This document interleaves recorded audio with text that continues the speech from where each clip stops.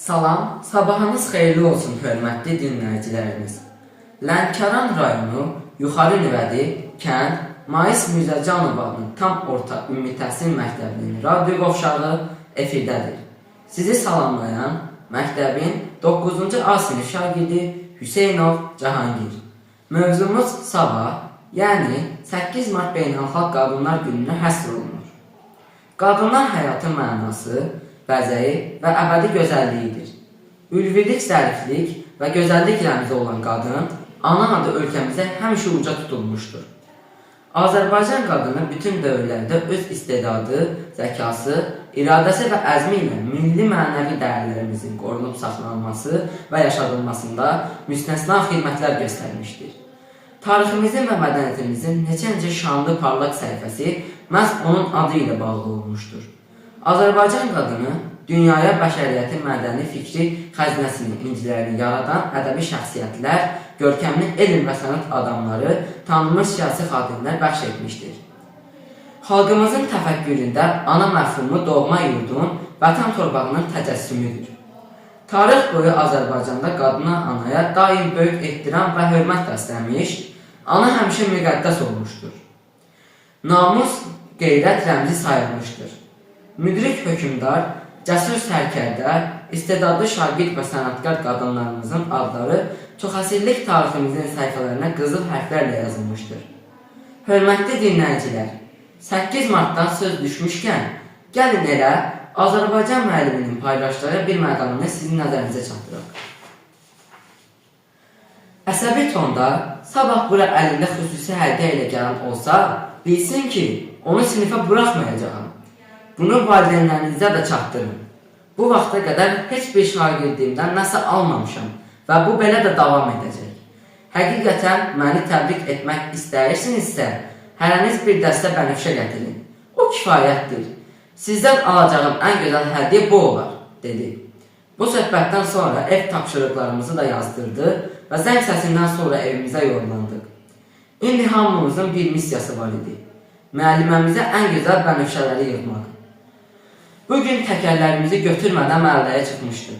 Bizdən yaşca bir qədər böyük qonşu uşaqları tək yoxsa cüt oyunu oynayırdılar. Bu adı özümüz verilmişdik. Ordubat konserv zavodunda balonların üzərində müxtəlif meyvə şəkilləri olan kağızlar yapışdırılırdı. Zavod çoxdan bağlansa da, çox evdə bu kağızlardan qalmışdı. Bunlar üzərində ərik, şaftalı, gilas, gilənər və s. şəkilləri olan pul formasında kağızlar idi. Bir dəstə kağızı əlimizdə tutub, təkdir yoxsa cüt deyirdik. Əgər qarşımızdakı sayın tək və ya cüt olduğunu doğru təxmin etsəydi, kağızların hamısını o götürürdü. Yox, tapmasaydı, həmin sayda kağız verməliydi. Bütün kağızlarımı itirdiyim vaxt, bütün gün boyu ağladığım yadımdan çıxmır. Sonra anam hardansa o kağızlardan tapıb vermiş və bir də oynamağımın barədə xəbərdarlıq etmişdi. 2002-ci ilin 8 Mart ərəfəsi idi. 2-ci sinifdə oxuyurdu. Arabir yağış yağsa da havalar nisbətən mülayim keçirdi. Bənövşə Novruz gülləri çəmənləri gözəlləşdirməyə başlamışdı. Dərsin bitməyini gözləyirdik ki, simlə itələyib apardığımız rezin təkərlərimizi məhəllədə sürək. Yığıb evə gətirdik. Analarımız onları saplarla bağladılar və sabah hər birimiz sərgəli geyimdə əlimizdə bənövşə artıq sinifin qarşısında idik. Müəllimimizi növbə ilə təbrik etdik. Qızlardan birinin qonşusu isə bənövşə və Novruz güllərindən maraqlı buket hazırlamışdı. Müəllimimiz onu daha çox bəyəndi. Hətta digər müəllim yoldaşlarına da göstərib maraqlı əl işi olduğunu dedi. O gün anlamışdıq ki, müəllim adı o qədər böyük, müəllimlik o qədər şərəfli peşədir ki, dünyanın ən bahalı hədiyyəsini belə bu zənginlik qarşısında pul qədər dəyəri yoxdur. Onların hörmətini bir ömür boyu saxlamağımız, bizə verdikləri bilikləri yaxşı məqsədlər üçün xərcləməyimiz onlar üçün elə ən böyük hədiyyə deyilmi? Bu gözəl gündə bizə əziz, doğma olan hər bir müəllimimizi təbrik edir, gələcək fəaliyyətlərində uğurlar arzulayır. Təkcə bir gün yox, sabah da, o biri gündə daim üzünüz gülsün, əziz xanımlar. Siz gülün ki, dünya gülsün.